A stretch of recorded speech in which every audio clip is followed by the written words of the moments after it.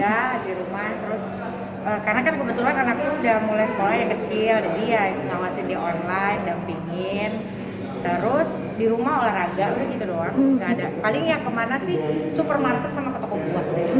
Yang untuk kemarin-kemarin itu, karena kan aku pada saat aku punya masalah, aku tuh kan benar-benar hilang dari semuanya. Jadi di saat aku masih ngurus-ngurus apa segala macam, terus aku pengen punya waktu buat sendiri lah gitu. Jadi terkadang pun aku juga kadang-kadang pengen sendiri gitu tuh, kayak seminggu sekali itu, karena kan orang-orang kan nggak tahu bagaimana aku ngurus anak di rumah, dan nggak mungkin harus aku jelasin satu-satu bagaimana menghadapi mereka kalau tiba-tiba lagi tantrum, tiba-tiba kalau lagi ingat ayahnya.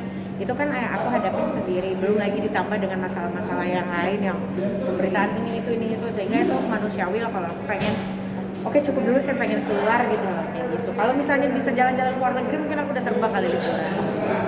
Tapi sejauh ini gimana? Udah kembali fresh lagi, udah kembali ke realitas lagi? Iya, ini berproses lah, karena kan masalah ini kan juga masih running. Yang aku hadapin itu hari per hari, per minggunya berbeda-beda. Jadi misalnya kayak aku ngadepin anak yang ternyata Mas Abi nonton semua YouTube, tahu permasalahannya, tahu siapa yang jahatin aku apa segala macam, dan akhirnya itu menimbulkan menjadi satu permasalahan lagi. Itu aku pecahin lagi, coba cari solusinya lagi. Jadi kalau dibilangin udah kembali lagi sih, dijalanin aja, karena sebenarnya dari kemarin-kemarin pun juga udah kembali normal, tapi permasalahan ini kan juga harus selalu dijalanin, dipecahkan dengan berbagai macam trik gitu.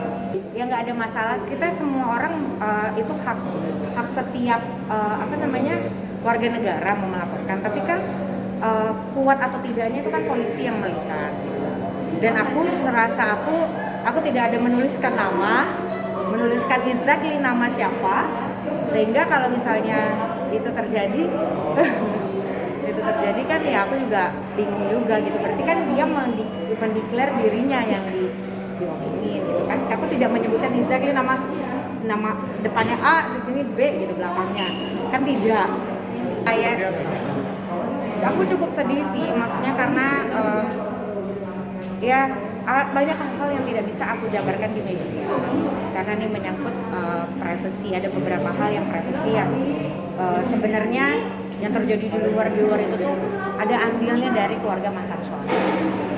Aku juga nggak tahu mungkin mau berseterunya bagaimana, padahal dari awal juga saya sudah bilang begini, tapi ternyata ada gerakan-gerakan di belakang layar dan akhirnya ketahuan sama aku gitu. Intinya seperti itulah. Sehingga kalau untuk sekarang anak-anak ini bisa tahu, kayak Kanara kan suka nangis tanya ayah apa segala macam, padahal aku tahu kalau Aska kadang-kadang bisa berkomunikasi tapi tidak berkomunikasi dengan anaknya, which is aku pun juga berusaha untuk nge-reach dia, tapi jawabannya nanti saja.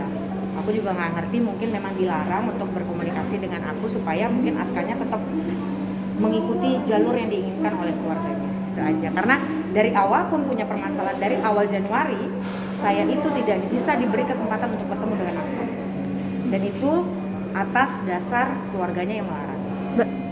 Jadi dari awal Januari itu saya tidak bisa memberikan akses saya sebagai seorang istri pada saat itu, sehingga dari situ harusnya mungkin masalah ini bisa diredam ataupun saya bisa kembali bersatu lagi, tapi udah nggak bisa karena udah ada orang yang memplot-plot ini semua, yang mengambil bagian-bagian di masalah rumah tangga. Aku juga nggak ngerti tujuannya apa, tapi yang pasti semua pembicaraan yang ada di luar itu tidak semuanya benar, dan itu hanya penggiringan opini tapi tidak memberikan bukti-bukti yang valid. Karena sedangkan saya memiliki semua bukti-bukti yang sudah saya siapkan, tapi sekarang memang belum bisa diberikan. Kecurigaan Mbak Nini itu mengarahnya ke mungkin pihak teman, sahabat, atau mungkin anggota keluarga sendiri sih kalau boleh?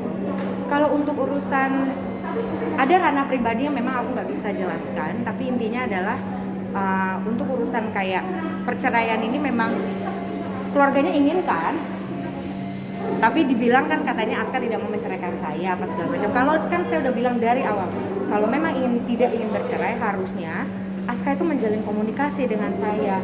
Kita ketemu, aku sering bisa jenguk, terus terus sudah gitu aku diberikan keleluasaan untuk berkomunikasi. Di saat aku ada BAP waktu itu di kantor polisi, malah saya didampingin sama lawyernya dia untuk bertemu sama suami saya sendiri. Gitu. Jadi sehingga seperti itulah yang terjadi. Cuma nggak apa-apa. Ini kan semua sudah berjalan dan memang sudah ditakdirkan Allah. Kalau sekarang ini intinya adalah semoga Aska terbuka hatinya, urusannya bukan untuk aku, tapi untuk anak-anaknya saja.